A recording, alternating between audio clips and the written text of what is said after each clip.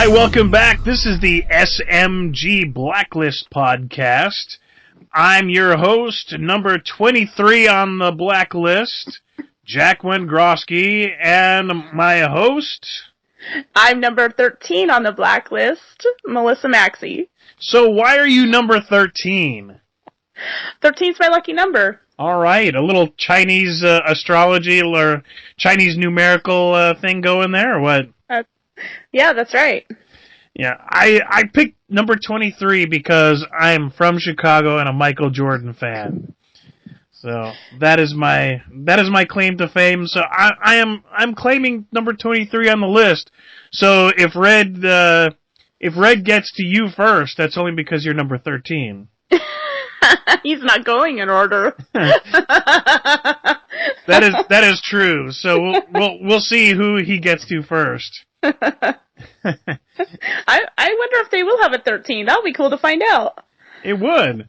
Now we've got, let's see, our targets this week are number 119 and 122, the Pavlovich Brothers, and they are Russian, I guess, smugglers, hitmen, have you word. They all are kind of guns for hire, and we find them in the midst of smuggling a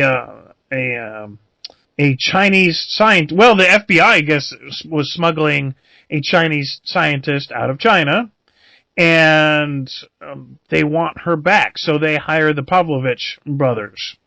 And we really never found out why they were on the list. That usually at some point we kind of see the motivation. I really never did see it on this episode.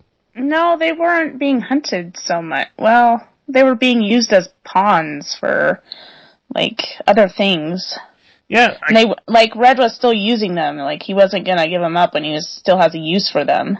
Yeah, it did seem kind of odd. It let us, I guess it'll tie us back into Tom here later in the show.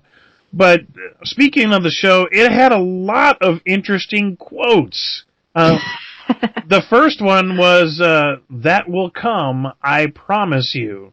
Because Liz is really chomping at the bit to get to Tom and to find out what's going on.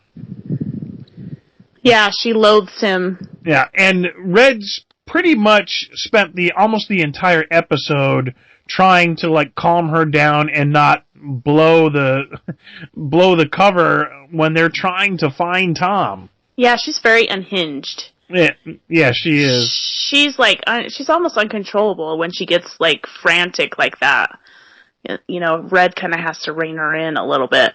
Yeah, and that was another quote. She said, "I just feel so dirty," and you're just gonna have to wait around in the filth and learn to live with that. Yeah. And she just doesn't want to. And she can't get over the fact that, you know, she didn't know for 2 years and everything was a lie. Yeah. And she's just so emotional about it. She's so emotionally invested, and he's like telling her to shut it off. Yeah, because she is an FBI agent. She's really going to have to get the emotions under control. You know, how many times have you seen, you know, kind of these operations on television where, you know, somebody kind of gets angry, loses control, and that's where, you know, the perp, or, you know, in our case Tom, gets away. Right. So our Chinese scientist, I actually wrote it out phonetically as Xiaoping Li, and they nab her, they throw her onto this bunk in a kind of a dirty old safe house, and she scrawls something out on the wall. Yeah. And of course, you know, there was a lot of tweets out there trying to figure out what it was, and so it was kind of funny that they, you know, the scientist agent kind of screams out the Archimedes principle, and somebody said, "Does he just kind of, you know, scream out random math formulas?" Yeah, that was pretty good. I like that. He's kind of become the Radar, if you remember the old MASH shows. Yes, from MASH. I do remember. He's like the detail guy, and now they're like, in English, please. Obscure details, yeah. Oh. He was real good when Red was testing to see if he was the mole or not. He had like about 2 minutes to transfer $5 million of Red's funds to an account. Yeah, create it without being traceable, so... And of course, Red says, well, how did you do it? And he just, spits it out concisely in about, 30 seconds about the whole transaction. And Red just kind of sits there and like, how interesting. Yeah, I think he's pretty good. He kind of reminds me of, there's a girl on Warehouse 13 that's kind of like that too. Okay.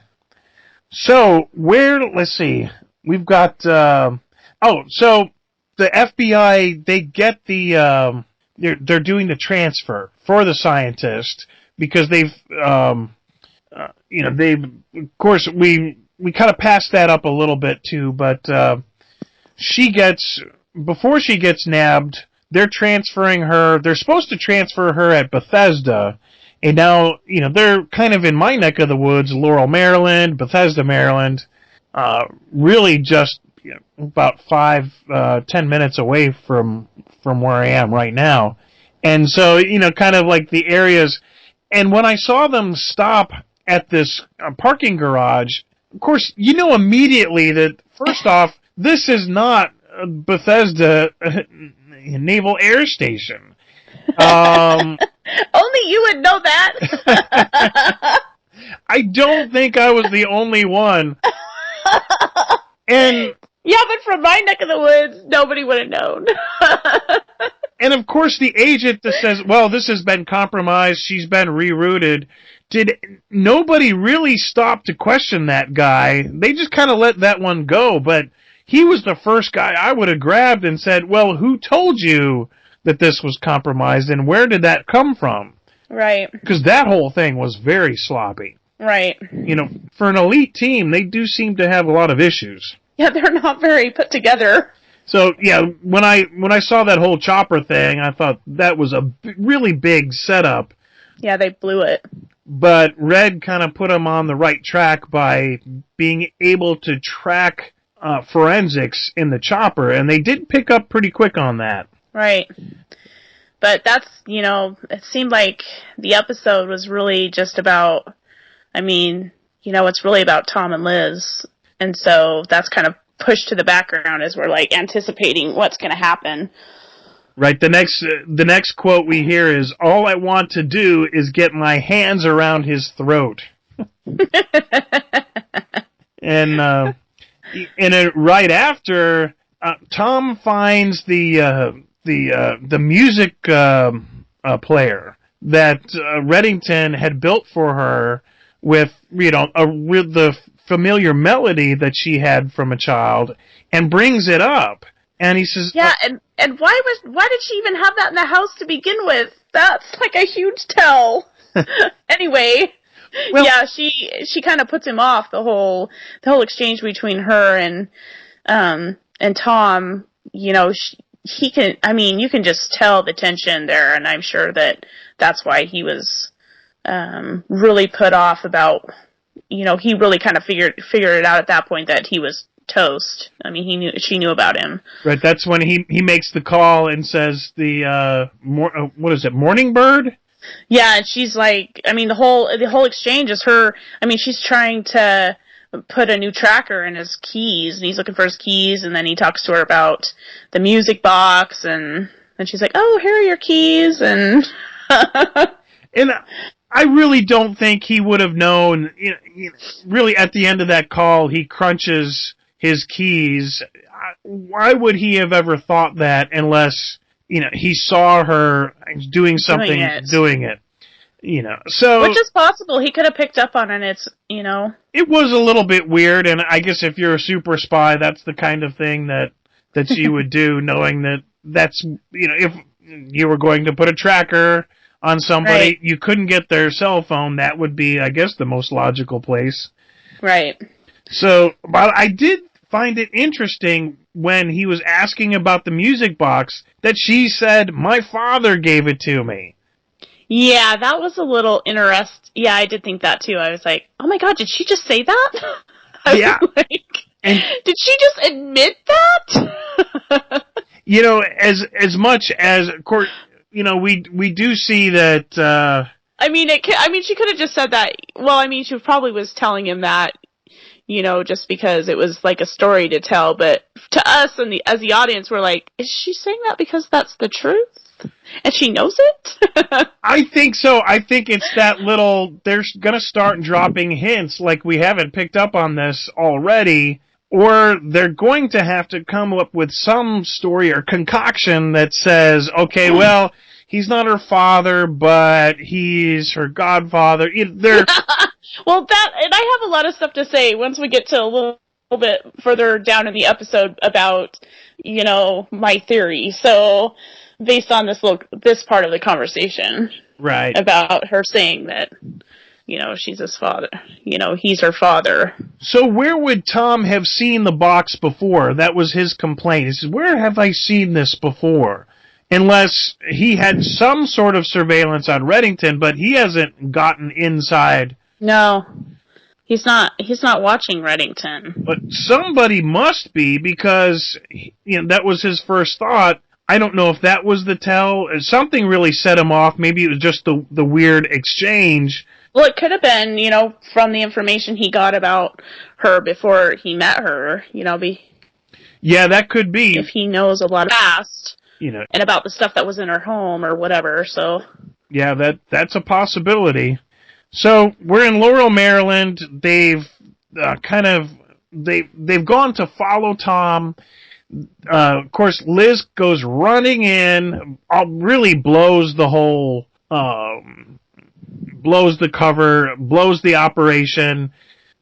He's pretty sure, Tom is pretty sure that he's seen Liz, and, you know, looks up, and of course there's a security camera right there, so even if she's not watching, somebody is. Now, they made it seem like he saw her, but he never actually did see her, unless he saw something in the reflection. Yeah, I think he was just trying to get information to, you know, to get her to drop that she was there or something. Because I don't think he actually saw her, but, I mean, I don't know. But that was the big part that kind of set off the whole, you know, I gotta get out of here thing. Yeah.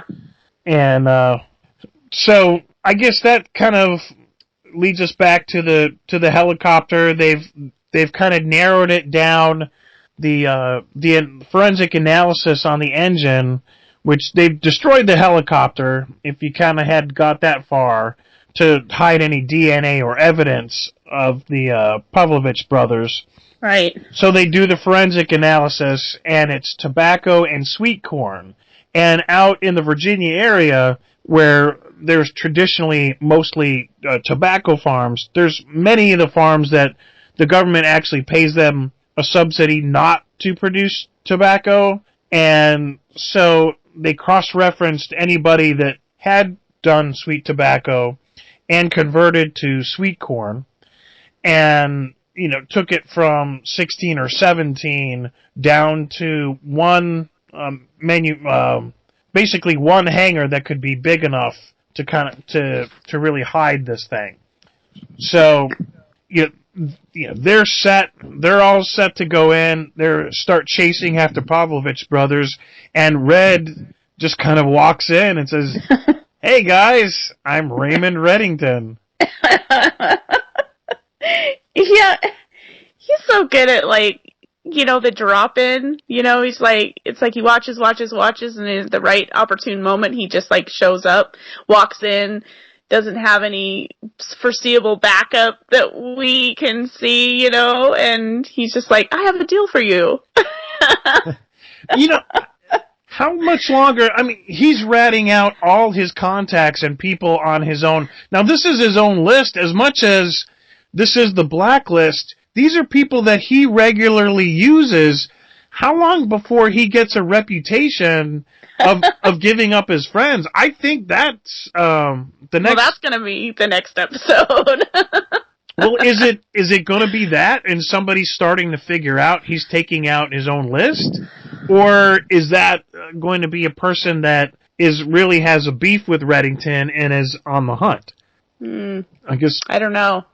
If you did, you'd be like Future Woman. Sometimes I can see into the future.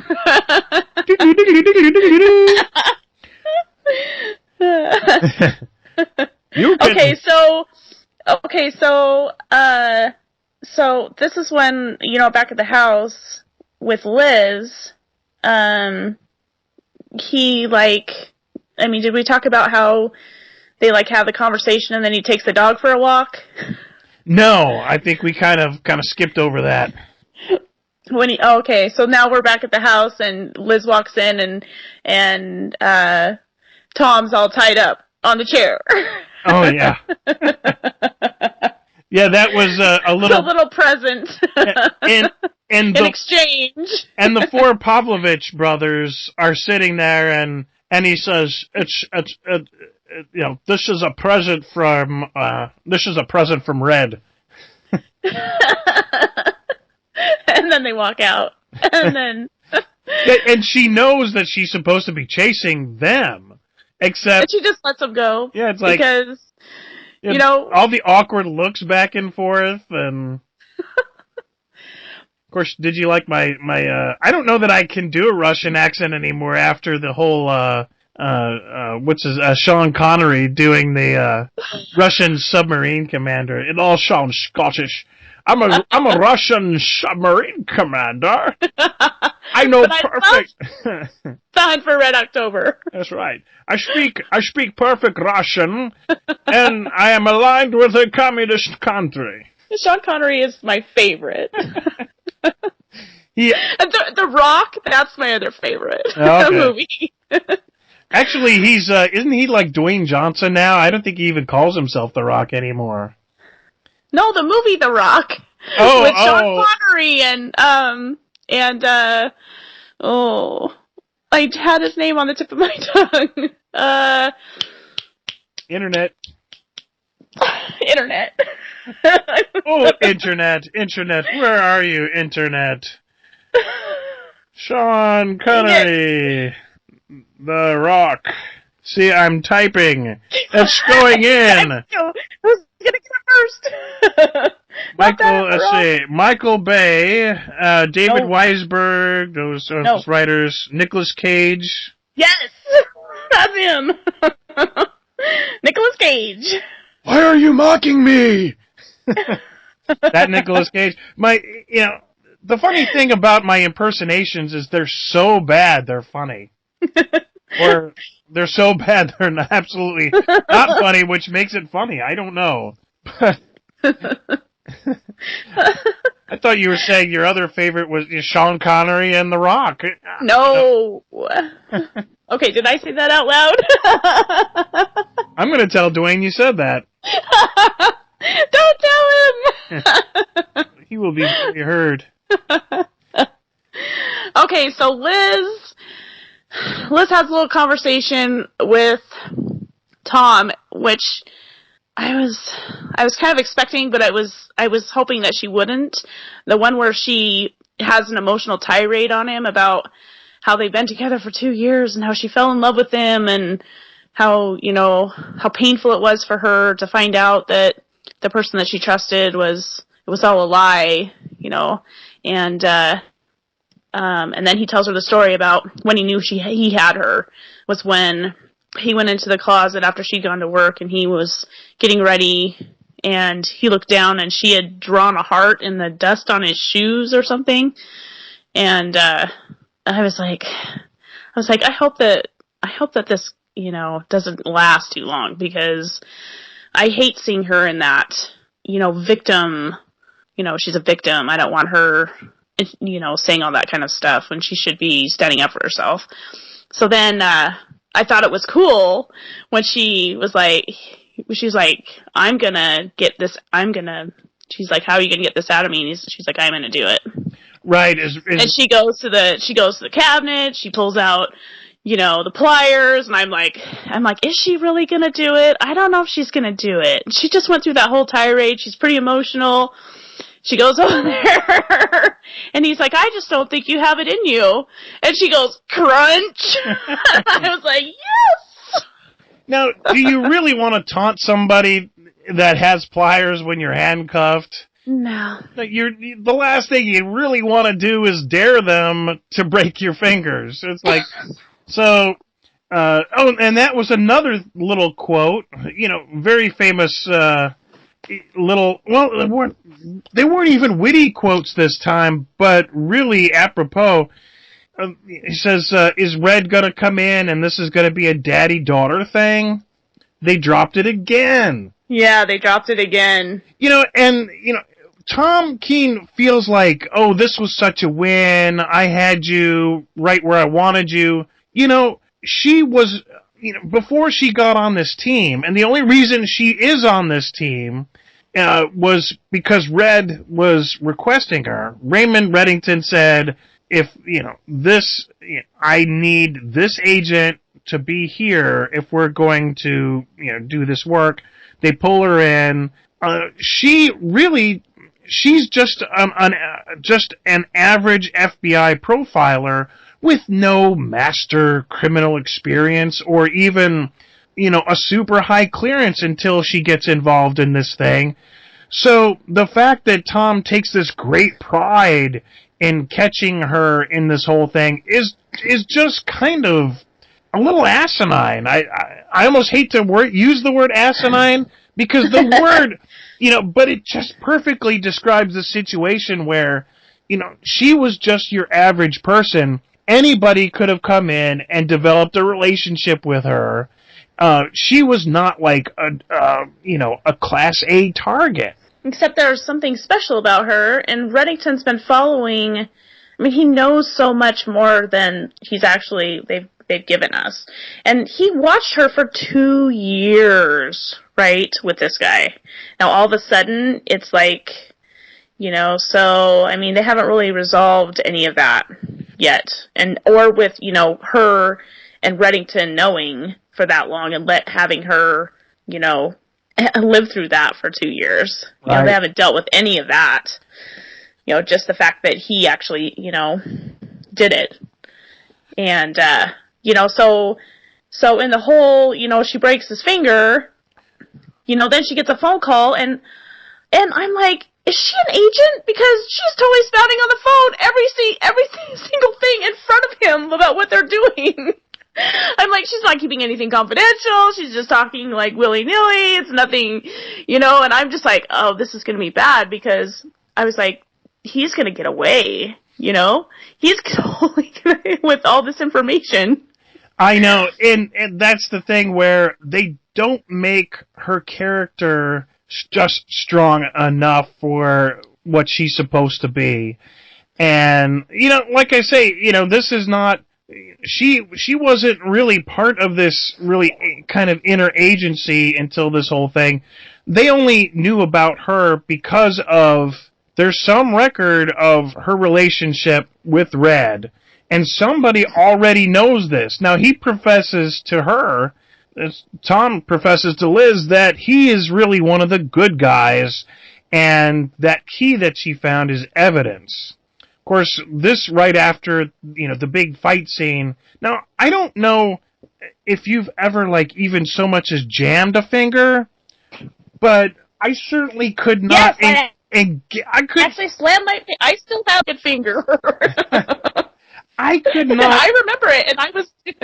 I know. Well, can you imagine... Yes, he acted like there's nothing wrong. Well, exactly. He's grabbing her head. If somebody just shattered your thumbs, and she did both thumbs, because that's how he got out of the handcuffs, is because he was able to collapse his thumb, apparently, because she had broken them. But you certainly aren't going to be able to grab anything. Your thumbs are broken. They're not severely strained or sprained. They're no, but you're not going to be able to touch anything with them because the pain. And even if he was James Bond agent, you're still going to have some sort of reaction when you, like, are in a fight. I mean, even if there is a lot of adrenaline. Right. So I think there was a little bit of, oh yeah, let's give her a real kind of satisfaction moment, but it really didn't work with the next scene. And he's just kind of walking away. Your body gives pain signals so that you don't touch a broken part to protect it. So, I mean, he's going to need, advanced, a hand surgeon is going to have to set these bones because, this stuff is shattered. So, right. Yeah, that was, we're going to have to kind of let that one go, apparently. I still think the fight scene was pretty fun to watch. It was. Yeah. It was. I mean, all the punching, fighting, and shoving, and, that was pretty fabulous. And then, he gets away. So. But, the whole thing is, he's gloating and, and then he says, well, I'm one of the good guys. You'll see. If you're one of the good guys, you wouldn't have been in this position and had to kill all the people that you needed to kill. I think it's just another kind of subterfuge. We're going to have to get through 2 or 3 episodes or even till the next part of the next year's season. Because otherwise, Tom was done. So he I'm a good guy. There's a lockbox and with proof. He walks away. Of course, Red knew this was going to happen, so Tom's being followed. So Tom hasn't really gone out of our radar. No, I suspect we'll see Tom again. That would be my guess. I think they kind of had... For some reason. They had to go that route just to keep Tom in the mix, I think. Yeah, I think so too. And, with Liz being in the home after she breaks herself out of her cuffs, when Reddington shows up, that was a pretty good scene between them. She's like, where's this gonna go? And then when she goes to the lockbox and opens it up, they don't show us she just pulls out like 2 photographs. They don't show it to us. But we can speculate. Well, I told you the Twitter speculation was that that the pictures were of Reddington smothering her adopted father. So I don't know where they would have gotten those pictures, or if Tom had set up some sort of surveillance in the room. That's really supposing that nobody knows the relationship between these two. But I think we have to suspend some sort of disbelief there that this group that Tom represents actually knows and is trying to get to Red for some reason, although I can't imagine what it is. If they're trying to stop him, apparently they could have killed him by now. So are they just watching, and what are they watching for? Right. I don't know. And they show the scene next week, and it shows her looking at her. It had her turning and saying, "You're her," but we don't know if that's really directed at Red or not. Could be anything, but, it could be directed at Red. If she saw the pictures and they were something, scenes from things that he had done in his past, or, maybe it's a sheet. Maybe it's not pictures. Maybe it's a sheet of all the things or all the people he's killed, or operations. I don't think that's possible. It's got to be pictures. It's something graphic. A picture is worth 1,000 words. She already knows that he's had a long and illustrious career as an international criminal, smuggler, murderer. He had to, take out his own, kind of personal... Well, she knows he's a monster, though. Yeah, but there's something in that thing that's personal. So the only really thing that we can kind of go back to what we've seen is, her dad. Did you notice on the envelope when she pulled out the pictures? I did not. I just saw the manila. Okay, I didn't see anything on it. The manila envelope had the same symbol on it that Tom's box had. Oh, really? The same exact symbol. And so, we still don't know what that means. Yeah, and is it supposed to match the... scar on her hand? Scar on her hand. Yeah, it's something to have to do with this group. Maybe they're just waiting to see, kind of like El and Alda's group from the previous episode, where they just want to see if something's popping out that's going to expose them, and then they take everybody out. But why not? At this point, why not just do it now? Just save everybody some time. Maybe they will. I think they're really gonna have to kind of come up with some reason that they really haven't come after Red already. And of course, it's going to be somebody totally... Yeah, because Tom told Liz that he was protecting... Did he say he was protecting her? Or what? Yeah, but what for? And, if he wanted Red, he could have killed Red at the hospital where he snuffed out, her adopted father. Adopted father, yeah. So, it's really convoluted, and, are they going to be able to tie it in, or are we going to have to just kind of suspend disbelief and say, okay, well, they got there, how they got there, But, the exciting part was Tom's out in the open. He got his butt kicked. He kind of had to leave with his tail between his legs. The operation is over. He was so cocky, he thought, oh, I can control her. And he really couldn't. And yeah. I don't know which is worse. The fact that, he infiltrated a regular, everyday FBI agent that really had no special moorings or, operation up until this, or the fact that, he thought that he really had her number and, has to walk away from the whole thing completely exposed with broken thumbs. Yeah, where's he going to run to? Yeah, obviously, if he doesn't think he's being followed, he's going back to, what they call Berlin. So, we may find out. Yeah. We may find out where is. Berlin is. But I think if they want to keep Tom in the picture, we're going to have some sort of international chase, I think. It should be interesting to see what happens. Or will they just kind of get back to the list for a couple episodes? I think we're going to... I don't know, because the next episode looks pretty... I mean, the blacklister is after Red, and the people that he is associated with. So Liz is included, and it shows a scene with Liz and some sort of... She's in a stranglehold. So, I don't know who has her, but somebody gets her.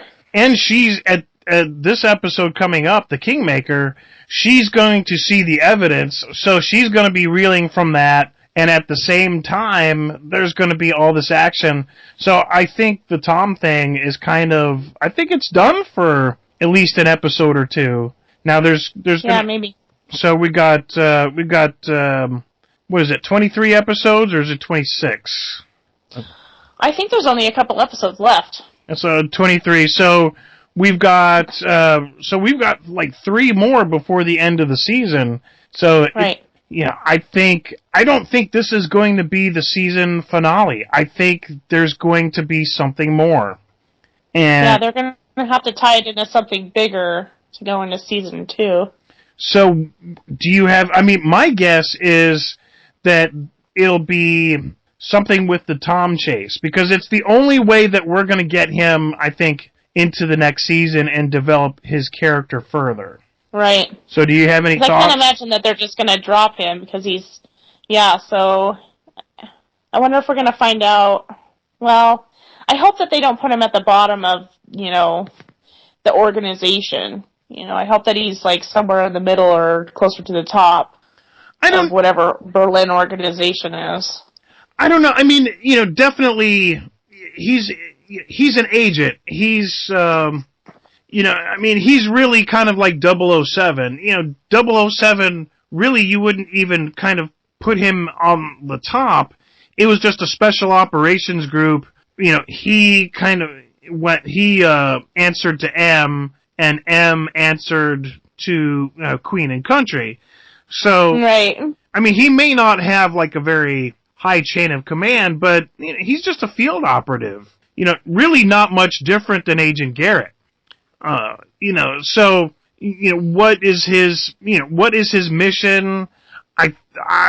my feeling is the finale is going to they're going to start the chase and to see where Tom is going from. I do think it's interesting that they did so many daddy-daughter references on this episode. So I don't think that's an accident. Yeah. I don't think that's an accident. No way. No, those were purposeful. Just to get our minds thinking about it more, because every episode they give us a little bit more about it. Yeah. And of course, towards the end, almost the very end, another great quote. It says, when is this all going to end? And he says, this is an end. And then something new begins. So I think that's going to be, the something new is going to take us into next season. The next season. So, yeah, we'll definitely have to, I think we'll definitely have to have a couple shows where we see if we can find out in between over the summer where they're going with this, because it's there's so many. How many really kind of underground stories are there? There's the mole. There's the agent that was still kind of answering to somebody. Red kind of neutralized her a little bit. We also have the director who kind of came out dirty a couple episodes ago. Right. The whole angst with Garrett losing his wife. There's so many deep little storylines going on there. Yeah, they haven't developed as the characters relationships as well yet. There hasn't been Liz and Red have been spending so much time together. She hasn't had time to really, foster any relationships with Garrett or any of the other people on the show. And I hope that they do that so they can make it more well-rounded. Yeah, it's, they've kind of gotten, I think we've kind of hit on every character so far. There's a lot more room for character development, much like a lot of new shows, we've got the Agents of S.H.I.E.L.D. podcast, that you've got a lot of infighting and things that kind of happen, rather than what, they're supposed to be kind of going after, the anti-heroes and the villains, and really, most of it has been character development and a lot more angst within the team. So I'm kind of hoping that they get a little more. This is supposed to be about the blacklist, and let's see a little more of the list going on. But I do want to see where they're going to kind of take Tom and see if he's kind of, how are they going to fit him in as a longer term character. I don't know that. Yeah. I think, how can you not all but write him out at this point? Yeah, that's kind of what it looks like. That it's kind of like an end game, but I just don't know I think that they could take it further. Yeah, you would think. If it were me, and it's not, but this whole Tom thing would have been a great finale. The season end would have been great if he had shown up in Liz's kitchen with the tape on his mouth, and just that would have been a great cliffhanger. So, they must have a big cliffhanger in store then, if that's what you were thinking was going to be a cliffhanger. Yeah. Hopefully there'll be some. I don't know. Maybe there'll be some kidnappings or something. Maybe they'll kidnap Liz and take her across the country. I think they're gonna another country. I think it'll be the chase for Tom and who's Tom is working for, and the other thing will be kind of finding the relationship will define a little more between Red and Liz. Well, if Liz is so important to Red, then they're going to use that against him. So. Right. Well, they've already kind of gone that direction though with Angelo Garrett and. Yeah, and those were some of the best episodes. Yeah. So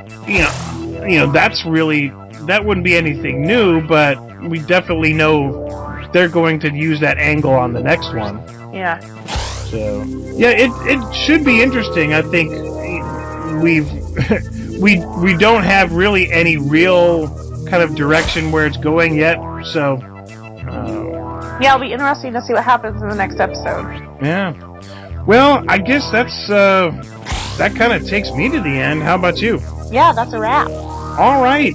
Well, I think this was a